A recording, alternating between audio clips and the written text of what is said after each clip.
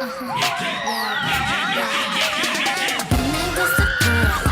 the boys' locker room, high deep inside, it was my little creep stalker room. As they disrobed, I was oogling and ogling. Little did they know that for me they were modeling. I want to fight you. Why is that? Because you're a crumb creep, lush coward. I'm Seth, the topless editor-in-chief of Forbidden Origins Comics, and I just finished Dispatch.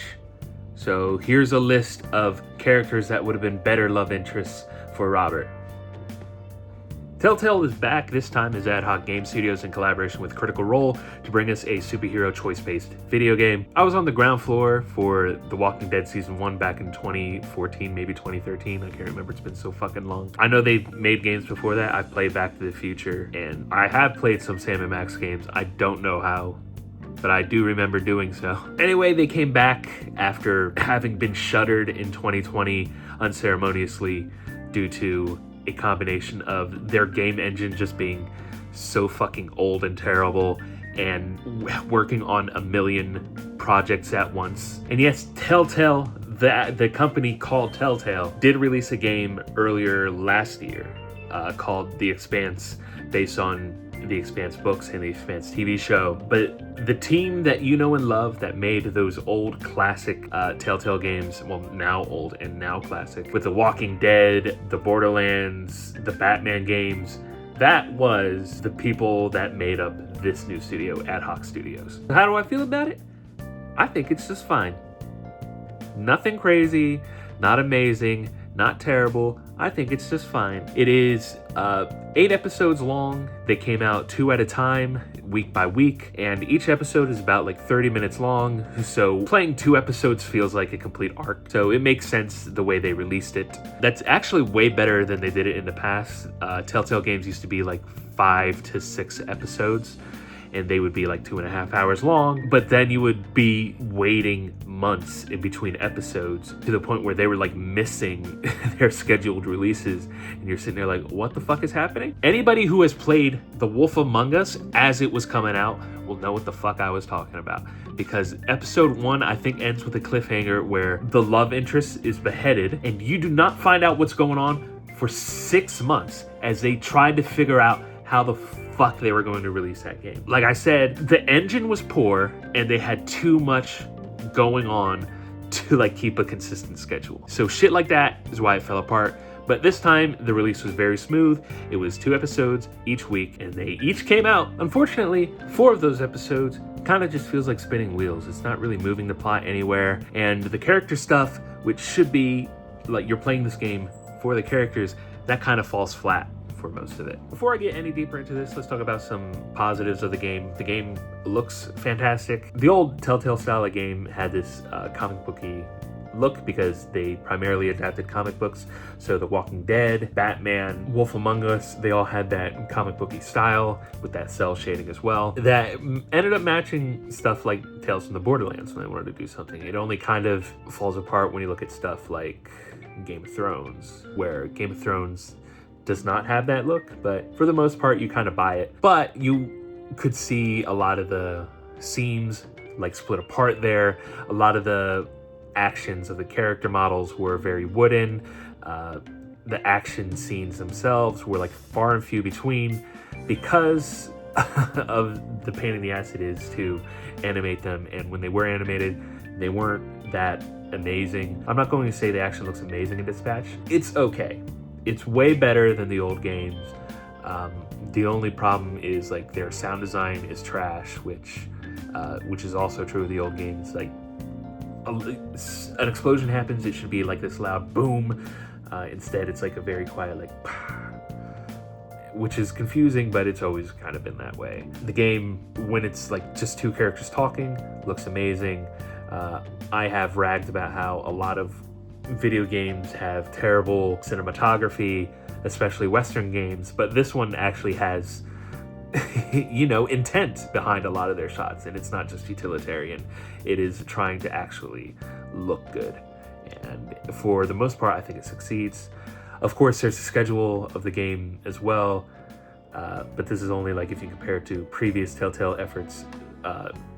This game came out on time, and it was a weekly schedule. Before it used to be like monthly. Before you would get 1 episode a month, if you were lucky. Each episode also includes 1 or 2 instances of, I guess, gameplay, which is a mobile game style dispatch game where you have your 6 to 7 characters that you can choose from, and you can send them off to do some superheroing based on their stats. And for the most part, I think that's fun. It kind of sucks that there's no way to play it outside of just going back through the game, which kind of makes leveling the character seem kind of pointless at some point. Like, you even level up yourself, so all of that kind of feels pointless since you're not really going back into it to the point where by the end you might have maxed out all your stats without the ability to, you know, keep playing it and keep like seeing like, okay, I got everything maxed out, what can I do now? But that minigame is fun. At the beginning of the video, I mentioned the love interest for the main character, Robertson. The 2 characters you get to choose from are Invisigal and Blonde Blazer. So Blonde Blazer's kind of like a Superman / Captain Marvel hybrid, and Invisigal is like a Manny Pixic dream girl that is a villain turned hero. The game has like a lot more interesting characters than those 2 that you would want to pick from, and unfortunately you're unable to. A lot of people complained about how this had the LGBT label. Apparently that was assigned by the community itself and later removed like from its store pages. But a lot of people saw that and were like, oh, so I can romance a lot more people than just Invisigal and Blonde Blazer? No.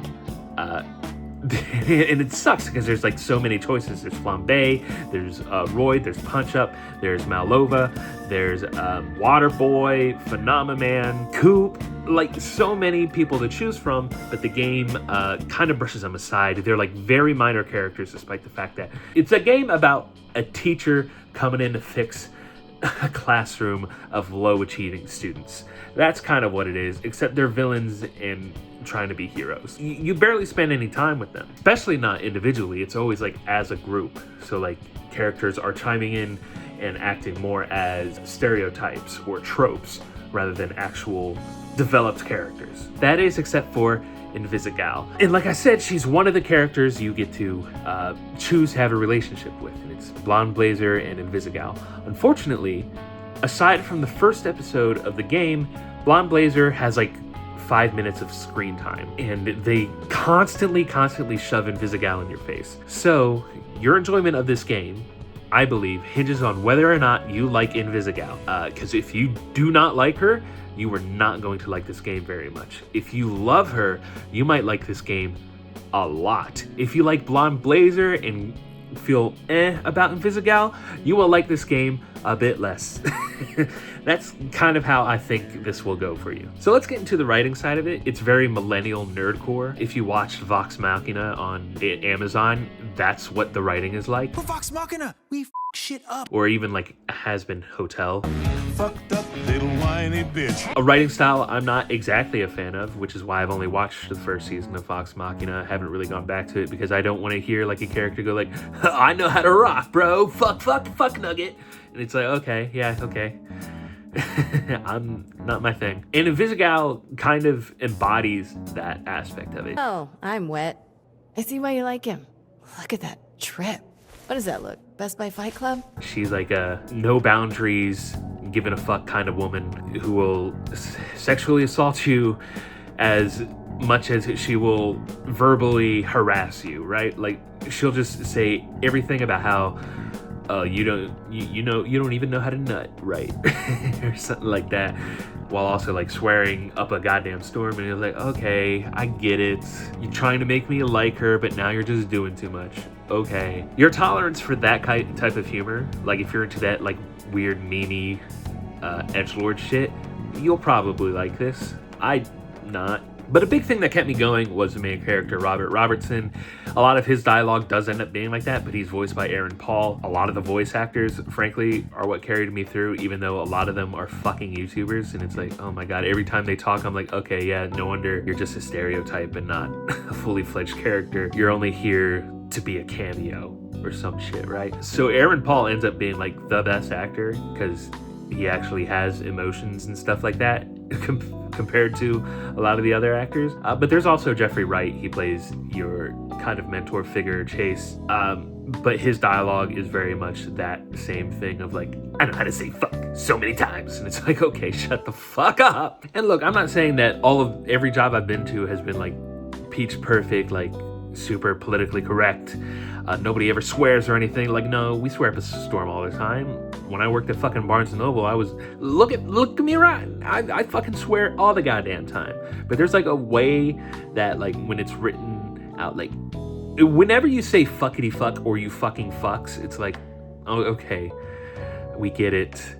You're trying to be real, you're trying to be edgy, but it's like, I don't even think a lot of people swear that way. I'm not a prude. I'm not gonna clutch my pearls whenever someone swears either, but it just comes off as like very childish. I like shows like The Thick of It, and they do a lot of that swear stuff too, but their swears end up sounding poetic in a way where it's like, oh, this is actually nice to listen to, the way they're stringing all these things together. What's that film that you love? What film? The one about the fucking hairdresser, the space hairdresser and the cowboy. The guy's, he's got a tinfoil pal and a pedal bin. His father's a robot and he's fucking fucked his sister. Lego. They're all made of fucking Lego. Star Wars. That's the one, right? Whereas Dispatch, it sounds very like a child trying to link different words together because they think those sound funny together. Speaking of prude, I think I'm gonna get into spoilers now. The game forces you into a relationship with Invisigal. Now, that's not entirely true. You can choose to be with Blonde Blazer.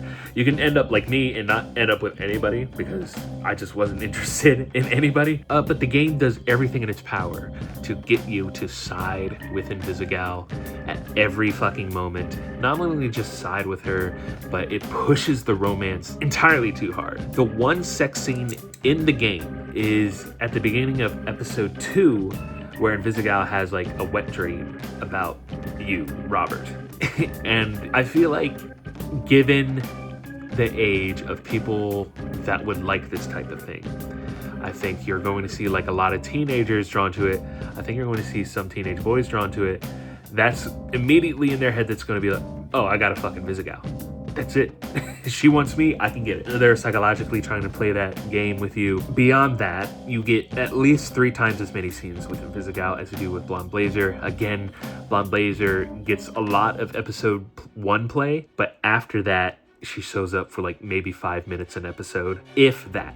And I feel like there are episodes where I didn't even fucking see her. Whereas Invisigal is a constant presence. Not only is she a part of your team, almost half of the cutscenes feature her in it. She's almost the main character. To the point where she sexually assaults you in episode 7. And of course you can choose to accept or not accept it. But even before you get that choice, Robert pushes her away, tries to push her away, but she fights him. She fights him and she tries to take control.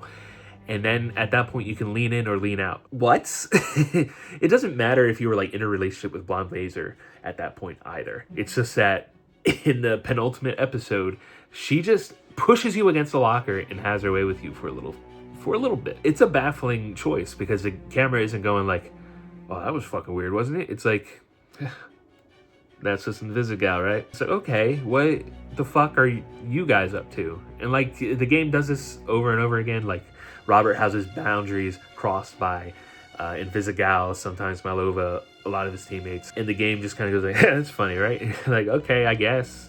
There are some people who are going to be very triggered by this, and for good reason. So I don't know why you're leaning so far into this, aside from like being that millennial core, like nerdcore edge type thing. So a lot of what you're trying to do is being ruined by the tone that you want. It just comes off as awkward. And again, if you do not like Invisigirl, or if you're neutral to Invisigal, this is only going to turn you off from the game. You're just going to be like, what the fuck is she doing to me? And why can't I do anything about it? And then in episode 8, the entire game apparently is whether or not you're a good mentor to her. That's the whole point of the fucking game. It's that you were trying to mentor her to become a perfect hero. And if she does anything at all and you punish her, that's considered neglect. The game actually goes like, because you neglected Invisigal, she turned evil. And it's like, what? What do you mean neglect? I gave her a consequence one fucking time.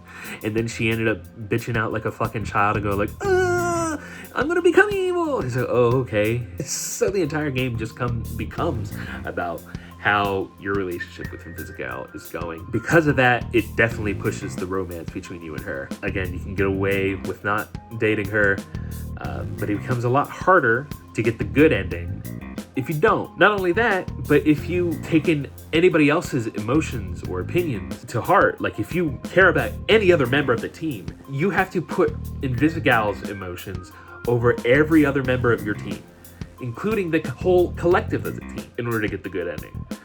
Which is interesting. Like in episode 7, right before she assaults you, by the way, the entire team comes together and votes her off.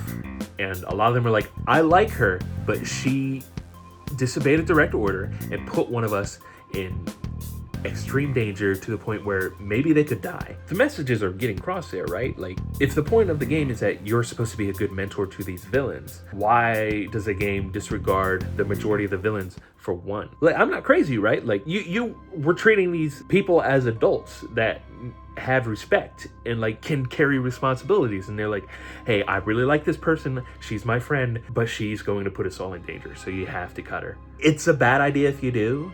You neglect her if you do. If you don't let Invisigal do whatever the fuck she wants, that's considered neglect? Huh. Okay, I see who the fuck you're into, game. I know we're about to, but I have some more thoughts on Dispatch. One, it seems like a lot of gamers do not understand what consent is, which is surprising, right? You would think gamers would know all about consent, but they don't. A lot of this is due to the discourse between Invisigal and Blonde Blazer, and a lot of people saying that, well, you sexually assaulted Blonde Blazer in episode 1, so why do you care about episode 7's Invisigirl kiss? When it's like, Robert got the wrong signs and pulled away immediately. He didn't like jump her. He didn't like slam her against the wall or anything. He leaned in for a kiss. She kind of leaned in too, so he assumed that was a kiss, and it wasn't, so he pulled back immediately, apologized. Invisigirl slams you against the wall, and before you even get the choice on whether or not to accept it, you already see Robert trying to push her away and her like taking his arm off her so she can continue to forcefully do it. That is not consent. The other thing is that a lot of superheroes that aren't in the big two tend to have this problem where they feel like knockoffs in both costumes and names. I think this game does a very good job of creating superhero costumes. I think it does an even better job at the naming. However, it still kind of has that feeling. Part of it is because DC and Marvel have been around for so long, they have this nuanced view of what superheroing is, how it relates to our socioeconomic reality, whereas a lot of fake superhero stuff tends to just lean into the more surface level conservative aspect of it, of like, oh, this is just policing, oh, criminals are just bad. Like, that's kind of where they end up. Not to say like things like Invincible or Dispatch don't believe in rehabilitation, but they do believe in the system of prisons. They do believe in the system of policing. They also believe in like this privatization of policing that Dispatch is centered around with SDN, but doesn't really call out any of the fact that that's like, you know, fucking weird that you need a subscription service for superheroes to save you, when we've done that in real life with fire departments, and we had to shut that down because it was so fucking awful. Anyway, that's how I feel about Dispatch. So how do you feel about it? Are you looking forward to a season 2? I think I am. I think a season 2 could improve quite a lot of this game's shortcomings. Aside from the writing, I guarantee they're going to continue to write like that, because there's a decent amount of people on the internet that do not find that writing bad. In fact, they all just do it on Twitter and threads themselves. Anyway, I'm Seth, the topless editor-in-chief for Forbidden Origins Comics. We got a new comic coming out, Cursed Beginnings. It is a origin story for the old universe. My comic has 2 issues out already. These Lies End in Death. You can go to our website, forbiddenorigins.com, in order to purchase them, because we're trying to separate ourselves from Amazon. So, all right, have a good day.